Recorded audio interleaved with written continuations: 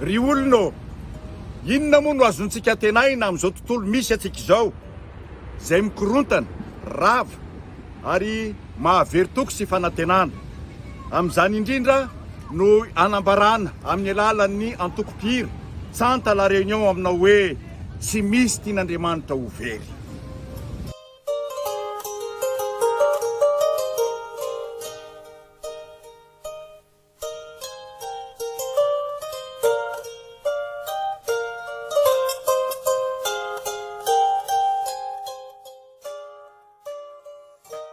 Nous communions avec les souffrances de Jésus et la puissance de résurrection du Christ roi.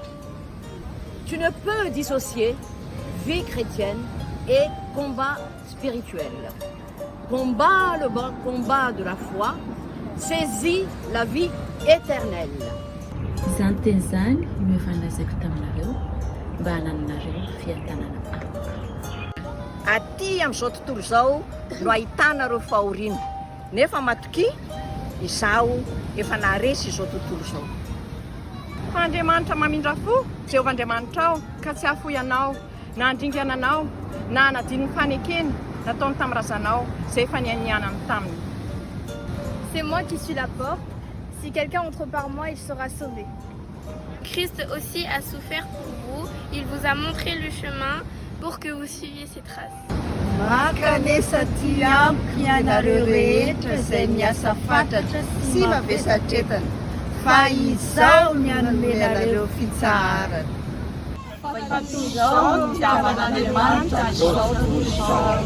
Nomeny ny zanan'ilay tokana mba sy ho very izay rehetra mino azy fa hanana fiainana mandrakizay. Satria nalaim-panahy tenany tamin'ny fahoriana netiny dia mahavonjy izay alaim-panahiko izy. Ny tompo tsy mahela ny teny fikasany araka izay ataon'ny sasany ho fahelana fa maro koa aminareo izy ka tiany hisy ho very fa mba ho tonga amin'ny fivavahana izy rehetra. Nitady anao ela aho, moty ahy ianao, nikaroka anao ela aho, taiza moa ianao, riondriko tsy foky ianao, riondriko lalaiko tokoa. Fléchissons le genou devant l'Éternel, notre Créateur, car il est notre Dieu.